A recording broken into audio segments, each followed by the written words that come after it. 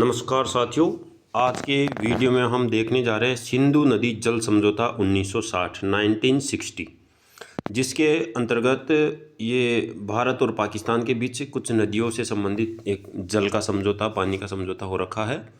और ये इस समय इसलिए चर्चा में है, देश दुनिया की नज़रों में है, क्योंकि पहलगाम में 22 अप्रैल को आतंकियों द्वारा कुछ पर्यटकों को, लगभग 26 से 28 पर्यटकों को गोली मार दी गई है। तो उसके कारण भारत सरकार द्वारा जो फैसला लिया गया है, सिंधु नदी जल समझौता 1960 को स्थगित किया गया है। तो इसके क्या मायने हैं और ये समझौता क्या है, तो इसके बारे में आज हम विस्तृत जानकारी देखेंगे। आइए चलते हैं।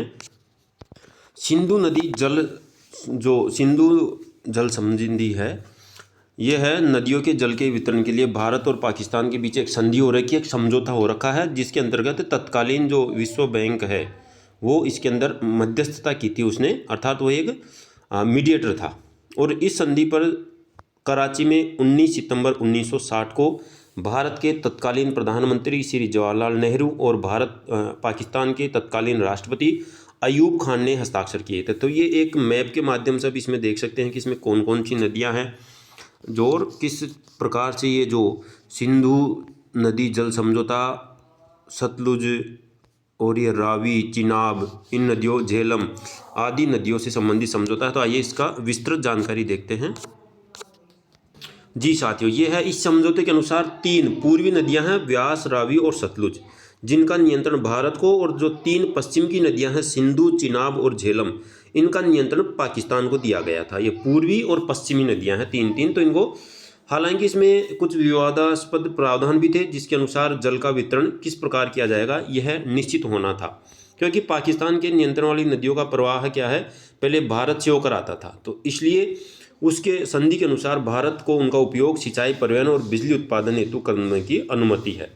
और इसी दौरान इन नदियों पर भारत द्वारा परियोजनाओं के निर्माण के लिए सटीक नियम भी निश्चित किए गए थे कि भारत इन नदियों पर अगर कोई परियोजना का निर्माण करता है तो वो एक नियमों के तहत ही कर सकता है।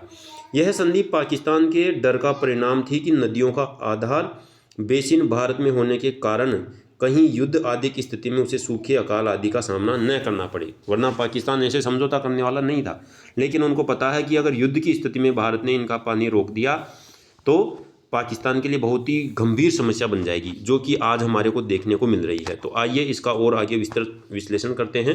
सिंधु नदी जल समझौता क्या है। 1960 में हुए सिंधु जल समझौते के बाद से ही भारत और पाकिस्तान में कश्मीर मुद्दे को लेकर तनाव बना हुआ है, और यहाँ पर हर बार कहीं असहमति, कहीं पर विवादों का निपटारा, तो ये कुछ कानूनी प्रक्रियाओं के माध्यम से किया जाता रहा है। लेकिन इस बार जो पहलगाम में 22 अप्रैल को जो आतंकी हमला किया गया पर्यटकों के ऊपर, तो उसके तहत भारत सरकार ने इस समझौते को स्थगित कर दिया है। और इस समझौते में क्या नियम थे, क्या प्रावधान थे, इस सिंधु नदी के कुल पानी का केवल 20% ही भारत उपयोग करता था।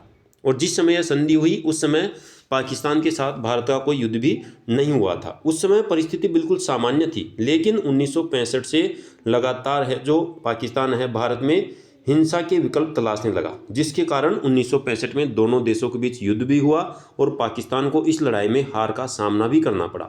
फिर 1971 में फिर से भारत और पाकिस्तान का युद्ध हुआ, जिसमें उसे अपना एक हिस्सा जो बांग्लादेश के नाम से जाना जाता है वो खोना पड़ा। और पाकिस्तान आतंकवाद और सेना दोनों का इस्तेमाल कर रहा है भारत के विरुद्ध, जिस कारण किसी भी समय यह सिंधु जल समझौता खत्म हो सकता है।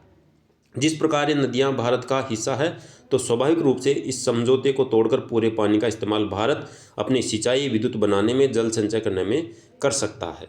तो इस समझौते के दोनों देशों के बीच तनाव को ध्यान में रखते हुए इस समझौते के टूटने की बात कही है, क्योंकि वर्तमान में परिस्थिति बहुत ही तनावपूर्ण हो गई है, क्योंकि बार बार पाकिस्तान की ओर से आतंकवादी हमले किए जा रहे हैं और वहाँ की सरकारें हर बार नाकाम होती जा रही है।